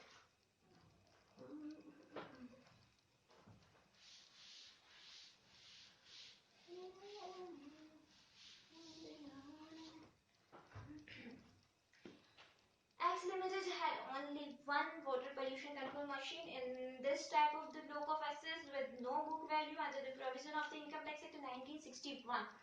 फिर इसमें है as it was subject to the rate of depreciation of 100% in the very first year of installation. Due to the fund crunch, X Limited decides to sell the machine which can be sold in the market to anyone for rupees 5 lakh easily. लेकर आया machine, उसी साल 100% depreciated होने वाली थी, किसी को भी 5 लाख में बेच सकते हो. 5 लाख इनफ्लो है, याद रखना. 5 लाख में आप बेच सकते हो, तो 5 लाख क्या है, इनफ्लो है. ठीक है. Understanding this from a reliable source, Y Limited come forward to buy the machine. दौड़ा दौड़ा आया X के पास Y, क्या बोलता है कि मैं इस मशीन को खरीदने को रेडी हूँ 5 लाख में, और वापस मैं आपको, क्योंकि आपको जरूरत है तो लीज पे दे दूंगा. ठीक है, तो मैं 5 लाख का खरीद के आपको लीज पे दे दूंगा. लीज रहने लाख हर साल मुझे 90,000 पे कर देना 5 साल तक. X ने डिसाइड किया to invest the net sale proceeds in a risk free deposit. इसमें सबसे मेन बात है कि यहाँ पे जो 5 लाख पैसा दिया है ना किसने, अब यहाँ पे हमारा कॉमर्स वाला दिमाग देखो, वाई लिमिटेड ने हमको जो पैसा दिया है ना 5 लाख का, फटाफट से उसको इन्वेस्ट कर दिया कहीं पर, उसके ऊपर हमने पैसा कमाया 8.75% से इंटरेस्ट कमाया. ठीक है ना, तो कितने साल तक कमाया, ये हमारा कैश इनफ्लो होगा. ठीक है ना, जो कि नेट ऑफ टैक्स लेके, नेट ऑफ टैक्स करके आपको इनफ्लो कितना है. ठीक है, ये इंटरेस्ट 8. हर बार तो इंटरेस्ट हमारी दिक्कत देता है, इंटरेस्ट देना यहाँ पे, क्योंकि हम खरीदते तो बोरो करते हैं, पर यहाँ पे क्या है, हमको पैसा मिला है. यही इकलौता ऐसा क्वेश्चन है जो वो लीज बैक वाला क्वेश्चन है, सेल एंड लीज बैक वाला क्वेश्चन है. सेल किया और फिर उसी को वापस लीज पे लिया, उसको बोलते हैं सेल एंड लीज बैक. ठीक है, तो उसका जो कॉन्सेप्ट, ये जो कॉन्सेप्ट है सेल एंड लीज बैक, वो इकलौती इसी क्वेश्चन में यहाँ पे डिस्कस कर रखा है. बहुत सिंपल है, बस नाम सुन के थोड़ा सा डर लगने लग जाता है. बाकी करना क्या है, सिंपली 5 लाख का अपने पास कैश खरीदा है ना, तो 5 लाख का कैश आउटफ्लो होगा. लीज रेंटल 90 हजार के जाएंगे. अब देखो 5 लाख का ही मशीन था, बेचा भी 5 लाख में, खरीदा भी 5 लाख में, तो यहाँ पे तो जीरो ही हो गया, कोई टेंशन नहीं. खाली जो लीज रेंटल है ना उसको कंसीडर करेंगे आफ्टर टैक्स करके, और जो इंटरेस्ट आया ना वो कैश इनफ्लो है. Lease rental cash outflow, interest cash inflow, दोनों को ही नेट ऑफ टैक्स करके देना. ठीक है, 5 साल तक. तो इसका अमाउंट कैसे आएगा देखना. हम मैं करती हूँ क्वेश्चन का वाई का अमाउंट 5 लाख फर्स्ट ऑप्शन में. अभी सबसे पहले देखो कि कितने अमाउंट पे आपको इंटरेस्ट मिल रहा होगा. आप कितना अमाउंट जाके इन्वेस्ट करोगे, क्या पूरा 5 लाख इन्वेस्ट कर दोगे क्या. जब अब मैं इसीलिए कह रही हूँ कि इन लोगों ने टैक्स कभी कभी कैपिटल एक्सपेंडिचर पे भी लिया. ये जो मैंने लाइन बोली ना, ये इस क्वेश्चन की वजह से बोली. क्या किया इन लोगों ने, ये जो 5 लाख का पैसा यहाँ पे आया था ना, आप मुझे बताओ, किसी से अपन ने मशीनरी खरीदी तो 5 लाख का हमने पैसा उसको दिया, तो क्या हम उस पर जनरली टैक्स देते, क्या ये कैपिटल एक्सपेंडिचर होता है, तो पर इन्होंने माना है कि इस पे टैक्स गया होगा. जैसे ही आउटफ्लो मानते हैं टैक्स मान लेते वैसे तो. ठीक है ना, तो इस पे टैक्स क्या है, मतलब हमको कैश आउटफ्लो तो टैक्स शीट मिली होगी, क्योंकि हम हमारा फायदा देख रहे हैं. टैक्स शीट मिली होगी हमको कितने की, 34% के हिसाब से 170,000 की. एक्चुअल में मिलती है कि नहीं उससे कोई लेना देना नहीं. यहाँ पे आपका खर्चा हुआ, मतलब आप टैक्स शीट उठाओ, तो यहाँ पे टैक्स शीट मिली 170 की. ठीक है, तो बचा कितना अमाउंट, 330 का. इन्वेस्ट कितना करेंगे हम, 330 ही इन्वेस्ट करेंगे. इतना खर्चा किया. ठीक है, 5 लाख का, मैं क्या बोल रही हूँ यार, सॉरी, वाई से हमने खरीदा, उससे पहले वाई को हमने 5 लाख का बेचा. ठीक है, बाय द मशीन को वाई को बेचा, हमने खरीदा कब था वाई से, मुझे भी पता नहीं, मैं क्यों बोल रही वाई से खरीदा. वाई को हमने 5 लाख का बेचा, बेचते ही ऐसा मानते हैं कि क्या है, इसके ऊपर टैक्स शीट नहीं मिलेगी, टैक्स लगेगा. ठीक है, तो इसीलिए मैंने पहले बोला था कि कैपिटल एक्सपेंडिचर पे भी टैक्स देना पड़ता है. फिर बाद में मैंने क्यों बोला कि टैक्स शीट मिलती है, मुझे नहीं पता. ठीक है, तो यहाँ पे हमको कैपिटल एक्सपेंडिचर पे भी टैक्स, सॉरी, जैसे पैसा आएगा हमको टैक्स देना पड़ेगा. ठीक है, भले मशीन बेच के पैसा आए तो. मैं यहाँ पे रुक जाती हूँ. तो अभी हम इस लेक्चर में क्वेश्चन नंबर 23 डिस्कशन में ले रहे हैं, जो सेल और लीज बैक वाला क्वेश्चन है. ठीक है, मैं इस पूरे क्वेश्चन को पढ़ती हूँ और हम समझते हैं कि इसमें क्या करना है. X limited had only one water pollution control machine in this type of block of asset. सिर्फ एक ही मशीन के मान के चलो. ठीक है, फिर बोलते हैं कि block of asset with no book value under the provision of the Income Tax Act 1961 as it was subject to the rate of depreciation of 100% in the very first year of installation. ठीक है, due to the fund crunch X limited ने ये decide किया है कि वो cell करेगा इस मशीन को, ठीक है, 5 लाख में, जो कि इजीली 5 लाख में सेल हो जाएगी। Understanding this from a reliable source, Y limited आया सामने, क्या बोलता है कि आप मुझे सेल कर दो, उसको खरीदना है 5 लाख में, मतलब हमें 5 लाख पैसे मिलेंगे वाई से, ठीक है। तो 5 लाख जैसे ही हाथ में आएंगे उसके ऊपर टैक्स देना ही पड़ेगा, ठीक है। तो 5 लाख हमने किसी से वाई से लिए, फिर क्या किया वाई ने वापस, क्योंकि हमें तो जरूरत थी उस मशीन की, तो वाई ने वापस हमको क्या किया लीज पे दे दिया। तो 5 लाख का एक मुश्त अमाउंट हमारे हाथ में आ गया, उसको कहीं पर भी जाके इन्वेस्ट कर सकते हैं आफ्टर टैक्स, क्योंकि टैक्स तो आपको देना पड़ेगा। तो 5 लाख में से जितना टैक्स देना है दे दो, बचे हुए अमाउंट को इन्वेस्ट करके यहाँ पे आप इंटरेस्ट कमा सकते हो 8.75% का, ठीक है। तो यहाँ पे बोल रखा है वापस लीज का आपने जब 90,000 में लिया होगा 5 साल तक, तो ये जो लीज रेंटल आपको देने पड़ेंगे, तो उसके ऊपर टैक्स शीट मिलेगी। तो lease rental cash outflow net of tax करके ले लेना 5 साल तक के, और जो सेल प्रोसीड्स के ऊपर आपने रिस्क फ्री डिपॉजिट में दिया, तो आपको जो इंटरेस्ट मिल रहा है 8.75 का हर साल, वो 5 साल का इंटरेस्ट भी आप ले लेना आफ्टर टैक्स, मतलब इंटरेस्ट मिला है, इनकम हुई है, तो टैक्स देना पड़ेगा, तो टैक्स देने के बाद में कंसीडर कर देना, ठीक है। तो यहाँ पे 2 चीज है, ठीक है। एक तो वाई ने जैसे ही हमसे खरीदा, हमारे हाथ में 5 लाख का पैसा आ गया, उसको हमने क्या किया 5 लाख का पैसा आ गया, ठीक है। तो ये पूरा 5 लाख नहीं आया, जैसे पैसा आया ना तो हमारे पास टैक्स अथॉरिटी आ गई, तो 34% तो टैक्स वालों को देना पड़ा, तो 3,30,000 हमारे पास नेट बच गया। ये जो 3,30,000 नेट बचा ना, इसके ऊपर हमको इंटरेस्ट मिला कितने का 8.75% का। 8.75% कितना होता है 28,875, इतना हमको 5 साल तक मिलेगा। 5 साल का एन्युटी फैक्टर देखो कितना होता है, इतना हमको 5 साल तक मिलेगा तो है, लेकिन टैक्स अथॉरिटी फिर आके बोलेगी कि आप जो इंटरेस्ट कमा रहे हो उसको भी क्या करो हमको टैक्स दो, तो 34% इसमें से भी लेस कर दो, 28,875 लेस 34%, 19,057 का अब हमको क्या मिलेगा 19,057, ठीक है, यहाँ पे लिखो 19,057 हर साल हमको क्या मिल रहा है इंटरेस्ट की इनकम मिल रही है आफ्टर टैक्स, ठीक है। इसको मल्टीप्लाई कर लो, हर साल मिल रहा है 5 साल का एन्युटी फैक्टर कितना है 3.605, 3.605। तो यहाँ पे आता है अमाउंट कैश इनफ्लो कितने का हो जाता है 68702, 68702.28, इतना तो कैश इनफ्लो हुआ, ठीक है। दूसरा है 90,000 का हमारा क्या है रेंटल्स जा रहे हैं 90,000 के, यहाँ पे देखो 90,000 का कैश 90,000 लीज रेंटल्स जा रहे हैं, जिसमें 34% हमको टैक्स शीट मिल जाएगी क्योंकि पैसा जा रहा है, लेस कर दो इसमें से 90,000 में से 34%, यह जाता है 59,400, ठीक है। तो इतना हमारे पास से पैसा जा रहा है, ठीक है। तो एन्युटी फैक्टर 5 साल का कितना है 3.605, तो कितना नेट कितना एक्चुअल पैसा जा रहा है 3.604, 214,077.6, तो इतना जो है ना लीज रेंटल हाथ से जा रहा है और इतना इंटरेस्ट अमाउंट हाथ में आ रहा है, और ये जो 3,30,000 था ना, हमको 3,30,000 का अमाउंट भी तो मिला था, बिल्कुल। तो 3,30,000 एंड ऑफ द ईयर हमको क्या है मिल जाएगा, तो इसका पीवी फैक्टर निकालो 3,30,000 का, 3,30,000 इंटू लास्ट का पीवी फैक्टर है 0.567, या जो 187,110, तो यहाँ पे देखना 3,30,000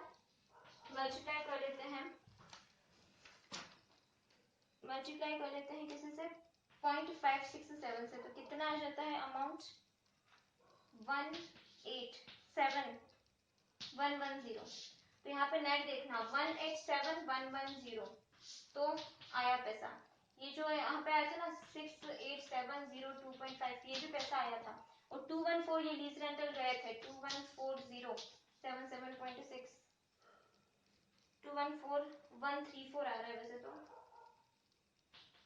पता नहीं वो पॉइंट्स का फर्क है, तो कोई बात नहीं। तो इतना पैसा जा रहा है, तो इसको नेट कर दो कितना आ जाता है 41675.28, ये तो रहा फर्स्ट ऑप्शन, ठीक है वाई वाला। अभी हम अभी हम क्या करते हैं, Z वाले ऑप्शन पे जाते हैं। Another company Z Limited also approached X proposing to sell a similar machine for 4 lakh। अब वो जो बेच रही है ना Z Limited, वो अब हमको क्या खरीदना पड़ रहा है। पहले तो लीज पे मिल गई थी तो लीज पे ले लिया। Z के लिए क्या ऑप्शन दिया Z ने कि आप इसी तरह की मशीन हमको 5 लाख में बेच के 4 लाख में खरीदो, 5 लाख में बेच के 4 लाख में खरीदो। तो 1 लाख का क्या हो जाएगा, हम 5 लाख में बेच के 4 लाख में खरीद रहे तो 1 लाख का तो फायदा हुआ ना। तो ये क्या है, शॉर्ट टर्म कैपिटल गेन हो जाएगा, ठीक है ना। तो short term capital gain after tax. अब देखो यहाँ पे जो शॉर्ट टर्म कैपिटल गेन है ना, इसको आफ्टर टैक्स ले रखा है। बाकी किसी भी क्वेश्चन में शॉर्ट टर्म कैपिटल गेन को आफ्टर टैक्स लेते नहीं, यहाँ पे शॉर्ट टर्म कैपिटल गेन को आफ्टर टैक्स लिया है तो 66,000 का कैश इनफ्लो हो जाएगा, ठीक है। फिर आगे क्या बोल रखा है, और बाद में buy it back at the end of the 5th year for ₹1 lakh provided the maintenance.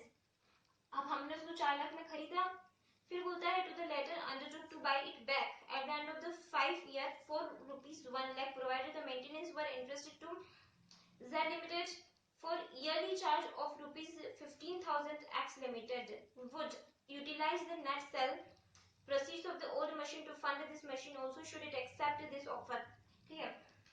अब यहाँ पे क्या है, हम वापस उसको 1 लाख में 5 साल तक बेच देंगे। उसने हमको 4 लाख में दिया है ना, 5 साल तक यूज करेंगे, 15,000 का उस पर मेंटेनेंस का खर्चा भी करेंगे 5 साल तक, 15,000 का खर्चा करेंगे तो उसका 15,000 का हमको वापस क्या करना पड़ेगा, नेट ऑफ टैक्स करके, खर्चा करे ना तो उस पर टैक्स शीट मिलेगी।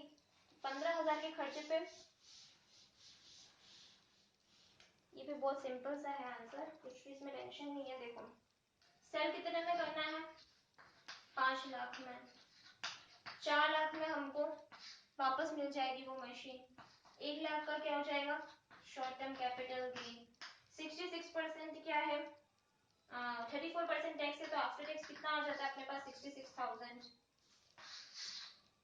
66,000 जीरोथ ईयर पे, ठीक है ना। तो इंटू 1 कर लेना, जीरोथ ईयर पे आ रहा है इसलिए पीवी फैक्टर से मल्टीप्लाई करने का टेंशन नहीं है, शॉर्ट टर्म कैपिटल गेन है। अब हमको 15,000 का खर्चा करना पड़ रहा है, ठीक है 5 साल तक, तो इस पे टैक्स शीट मिल रही है तो नेट खर्चा कितना हो रहा है अपना 66% कर दो इसको, इतने का खर्चा हो रहा है।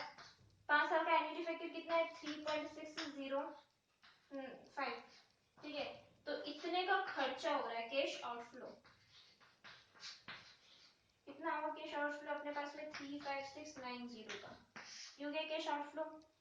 फिर साल्वेज 1 लाख का, 1 लाख में अपन बेच रहे ना वापस लास्ट में, तो 5th ईयर का कितना है 0.567, इसमें भी आफ्टर टैक्स नहीं कर रखा है, ठीक है ना। मतलब कुल मिला के साल्वेज को कभी भी आफ्टर टैक्स मत करना, बात खत्म, ठीक है। जो शॉर्ट टर्म कैपिटल गेन और लॉस हो ना उसी पे टैक्स इफेक्ट ले लेना, इसको पीवी फैक्टर से मल्टीप्लाई करना, कितना आ जाता है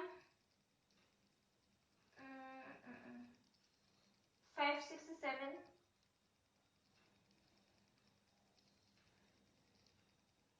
अरे यार इसमें इन लोगों ने साल्वेज का आफ्टर टैक्स कर रखा है, इसका 66% इंटू 0.56, सही कॉन्सेप्ट है तो अच्छा है कि इन्होंने यहाँ पे आफ्टर टैक्स कर रखा है, तो 66,000 को मल्टीप्लाई किया, मुझे समझ में नहीं आता है कि क्या है, पर अच्छा क्या है ना कि 1 लाख का जो रियलाइज हो रहा था अमाउंट उसको आफ्टर टैक्स लेके गए, उसके बाद में उसका पीवी फैक्टर 5th ईयर का देखा, तो कितना अमाउंट रियलाइज हुआ 37,400, किया जाता है 37,400, ये प्लस में अमाउंट है, ठीक है, ये खर्चा मतलब माइनस में, और ये वाला 66,000 ये भी प्लस में क्योंकि शॉर्ट टर्म कैपिटल गेन हुआ था। और यहाँ पे सबसे मेन जो एक बात है जो अब मैं बताऊंगी वो बात क्या है, देखो 4 लाख जो अमाउंट अपना नई मशीन का जो कॉस्ट था 4 लाख का, ठीक है, क्योंकि अपन ने उसे खरीदा था तो 4 लाख का हमने खर्चा किया था। अब भले ही ये कैपिटल एक्सपेंडिचर है लेकिन इसके ऊपर हमको टैक्स शीट मिल रही है, इसके ऊपर टैक्स शीट मिल रही है। बड़ी बात है कि यार सच में तो ऐसा होता नहीं कि कैपिटल एक्सपेंडिचर की टैक्स शीट मिलती है, मैं क्यों बिगा रही हूँ। यहाँ पे जो 4 लाख का खर्चा किया ना इस पे 34% के हिसाब से टैक्स शीट मिल रही है अपने को कितने की, और उस टैक्स शीट का आज का वैल्यू 0.893, मतलब फर्स्ट ईयर के एंड में मान रखा है, ठीक है ना। फर्स्ट ईयर के एंड में टैक्स शीट कभी जीरो ईयर पे सुनी है क्या, टैक्स शील्ड मैंने हमेशा से बोला है कि जब लीज भी भले एडवांस में हो, लेकिन टैक्स जो है वो अपन ये मानते हैं ईयर एंड में लग रहा है, ईयर एंड में लग रहा है तो मतलब फर्स्ट ईयर की पीवी लेते हैं। तो फर्स्ट ईयर की पीवी कितनी है 0.893, 0.893। तो यहाँ पे कितना आ जाता है अमाउंट हमारे पास में 121,448, 121,448। ठीक है, तो अब इसका नेट कर लेते हैं अपन। ठीक है, नेट कितना है, ये कैश इनफ्लो है, यहाँ पे देखो सबसे पहले तो है 121,448 का कैश इनफ्लो, फिर यहाँ पे आ जाता है 66,000 का कैश इनफ्लो, फिर वापस ये खर्चा था 35690 का खर्चा, 35690 का खर्चा, और फिर 37400 का कैश इनफ्लो, 34700 का कैश इनफ्लो। यहाँ पे नेट हो जाता है 121,448 का कैश इनफ्लो। ठीक है ना, तो ये क्या है, एक तरह से ये वाला ऑप्शन ज्यादा अच्छा है वाले ऑप्शन से। अब हम आ जाते हैं क्वेश्चन नंबर 24। क्या है इसमें 24 में, 24 में देखो WDV है, instalment, tax issued on interest, tax issued on depreciation, कुछ भी नया नहीं है, मैं पहले जो बता चुकी हूँ वही करेक्शन 1 से। इसमें जो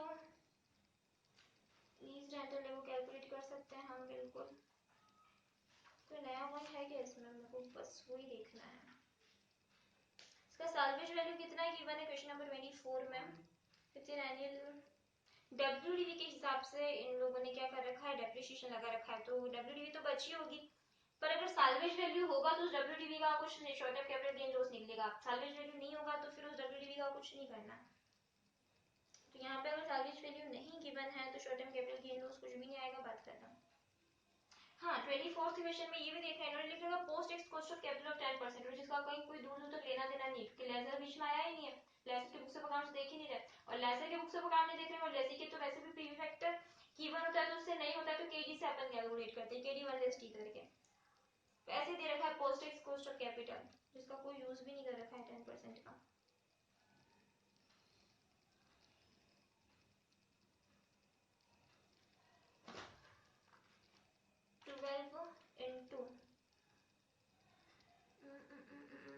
यहाँ पे टैक्स रेट है 30% ना, पता नहीं क्यों दे रखा ये post tax cost of capital question number 24 में, मुझे नहीं पता, कोई फायदा तो है। आज क्वेश्चन नंबर 25, बिल्कुल वो थोड़ा सा डिफरेंट क्वेश्चन है, उसको सॉल्व करेंगे क्वेश्चन नंबर 25 को।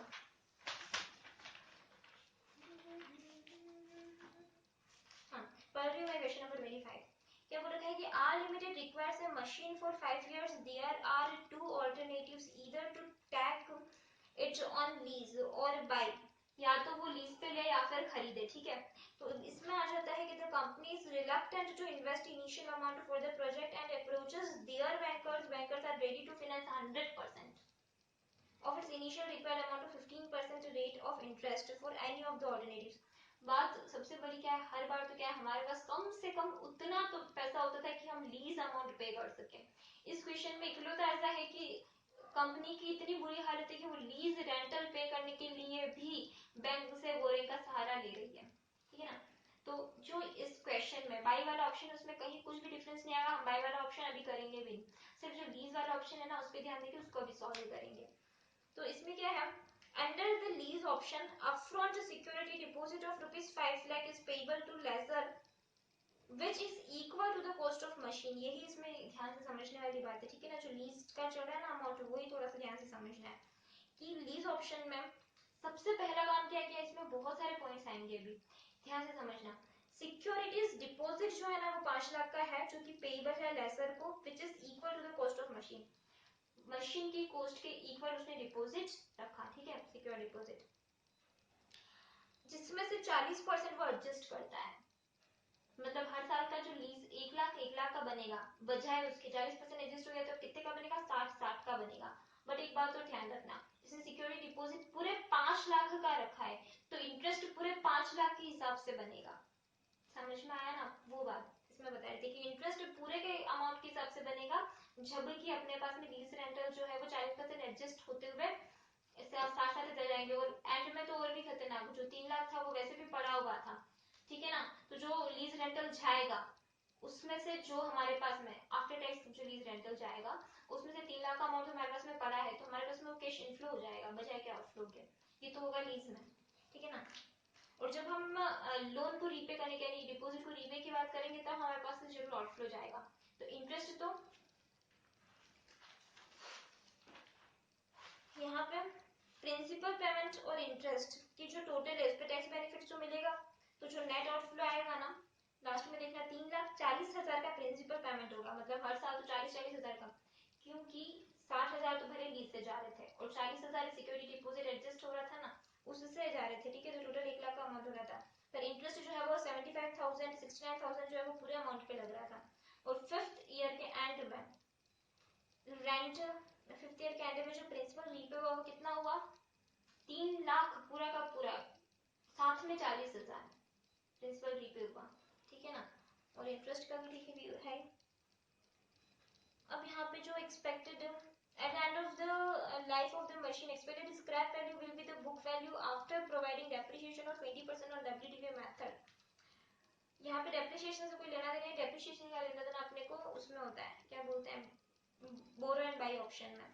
तो बोरो एंड बाई ऑप्शन तो अभी अपन नहीं करते, उसमें इक्वल एनुअल इंस्टॉलमेंट है principal equal to the lease rent है, ठीक है, कोई टेंशन नहीं है, वो तो हो जाएगा बोरो और बाई वाला।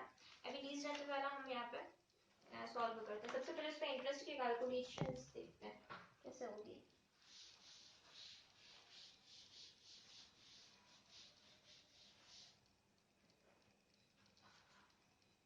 ये 5 लाख, ठीक है, जिसमें से 40,000 रीपे कर दिए। सबसे पहले तो 5 लाख पे कितना परसेंट, 15%, 75,000। अब इस 5 लाख में से 40,000 रीपे कर दिए मतलब 4,60,000। बोला था ना कि 40% एडजस्ट कर देना जो लोन या सिक्योरिटी पड़ा हुआ उसमें से, ठीक है ना। तो 40% एडजस्ट कर लिया तो बचेगा कितना है 4,60,000, उसके ऊपर 15% के हिसाब से इंटरेस्ट दोगे तो कितना आ जाएगा 69,000। फिर वापस 40 एडजस्ट किया तो 4,20 कितना आ जाता है यहाँ पे 63,000। फिर आ जाता है यहाँ पे 380,000, ये आता है 57,000। फिर आ जाता है 3,40,000, ये आ जाता है 51,000। अब इस पे टैक्स शीट मिलेगी, इंटरेस्ट जा रहा है, टैक्स शीट कितने की मिलेगी, कितना परसेंट टैक्स है 30% है ना आई थिंक, 30% है तो 75,000 इंटू 30% 22,500 की टैक्स शीट है। तो टैक्स शीट कितने की 22,500, यहाँ पे 2,700, यहाँ पे 189,000, फिर आ जाती है 171,000, 153,000, ठीक है। फिर आ जाता है रेंट, रेंट कितने का है 60, आपको रेंट का तो पता ही होगा, मैंने बोला था यहाँ पर 1 2 3 4 5, रेंट कितने का है 60 60 60 60 और 60, ठीक है। तो फिर इसमें आ जाता है हम रेंट के बाद में प्रिंसिपल रीपे, प्रिंसिपल कितना रीपे कर रहे हैं हम,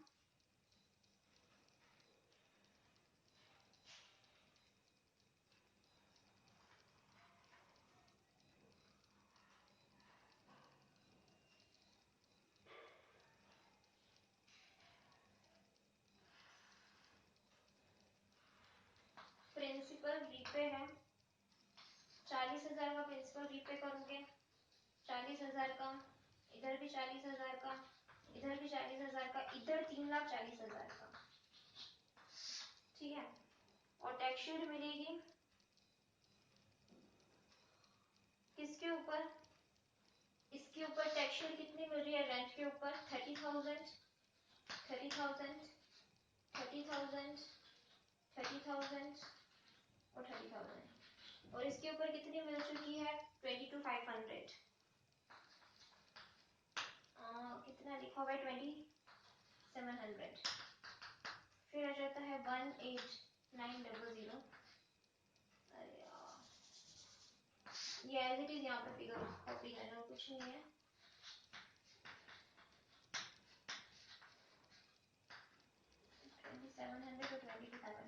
टोटल टैक्स शीट कितनी है?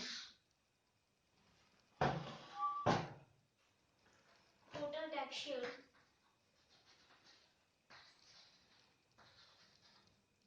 122500118 300114600 110000 105700 3,40,000 का नेट आउटफ्लो है 5th ईयर में।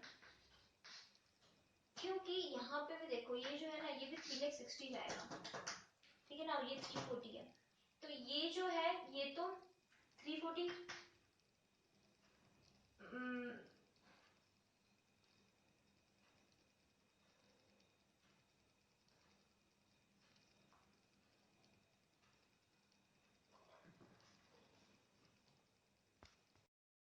तो इसी क्वेश्चन में जो प्रिंसिपल जो यहाँ पे रीपे किया है ना, इसको यहाँ पे रीपे कर लेते हैं 40,000 40,000 40,000 40,000 40,000 और 40,000 के साथ में जो यहाँ पे हम इंटरेस्ट प्रिंसिपल पेमेंट करेंगे वो 3,40,000 का करेंगे। 3 लाख का जो डिपॉजिट था उसका भी तो पे करना है ना, तो 3,40,000 पूरा यहाँ पे पे करना है हमको। तो इसका नेट कितना हो जाता है, ये तो ठीक है, ये 75 का इंटरेस्ट, ठीक है, तो ये इंटरेस्ट इस पे टैक्स शीट तो मिलेगी, ये इंटरेस्ट जाएगा, प्रिंसिपल जाएगा, तो इनका जो नेट अमाउंट आ जाता है वो आ जाता है 92,500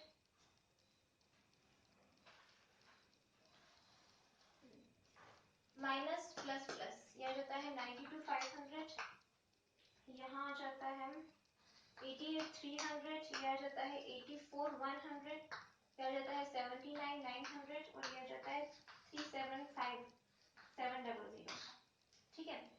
तो ये अब जब लीज की बात करें तो 60 का लीज है, उस पे टैक्स शीट 30 की है, तो नेट कितना हो जाता है, नेट हो जाता है 60 प्लस 30 वही 30, लीज पे 30 30 30, लेकिन यहाँ पे रुक जाना, जब 5th ईयर होता है 60 जा रहा है, ठीक है, 30 टैक्स शीट आ रही है, लेकिन वो 3 लाख का जो डिपॉजिट भी तो है, तो वो जा रहा है क्या आ रहा है, वो तो आ रहा है ना, कैश इनफ्लो है, 3 लाख का डिपॉजिट प्लस है 3 लाख, ठीक है ना, ये जो 3 लाख है ना वो डिपॉजिट, क्योंकि आपको इतना ही लीज देना पड़ा, 3 लाख तो आपका क्या है डिपॉजिट में था, तो आपको उतना लीज लेना नहीं पड़ा, तो वो कैश इनफ्लो है, तो ये जो 3 लाख है ना ये प्लस है, तो आपके पास में लीज का अगर आप नेट करोगे ना, ये 5th ईयर का, ये टैक्स शीट मिल गई इसके ऊपर, और लास्ट में 5th ईयर में 60, ठीक है, इस पे 30,000 की टैक्स शीट है, प्लस 3 लाख और आपको मिलेगा, ठीक है ना, तो इसका नेट कितना हो जाएगा 60 लेस 30 30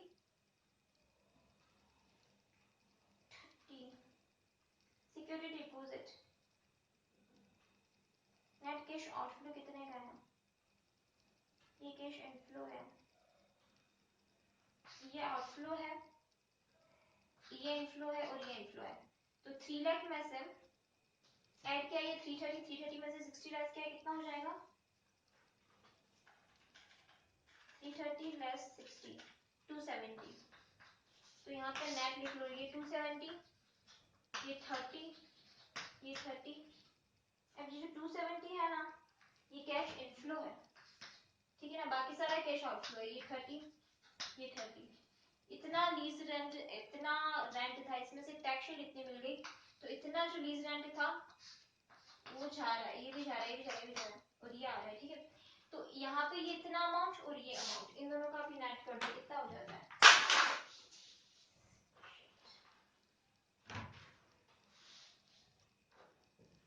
इस पूरा अमाउंट को यहाँ पे लेके आ जाते हैं 92,500, ये कैश आउटफ्लो है 88,300 84,100 79,900 और 37,57500, ये सारा कैश आउटफ्लो है, ये भी सारा कैश आउटफ्लो है, ये वाला इनफ्लो है, इन सबका नेट करोगे, नेट नहीं करना, पीवी फैक्टर लेके आ जाओ, 1 2 3 4 5 साल का पीवी फैक्टर किस रेट से 15% से, यहाँ पे पीवी फैक्टर लिख लेना, फिर यहाँ पे जो भी अमाउंट आएगा वो आएगा 386411, ठीक है। तो इस तरह से अपना क्या हो जाएगा 20 वाला चैप्टर।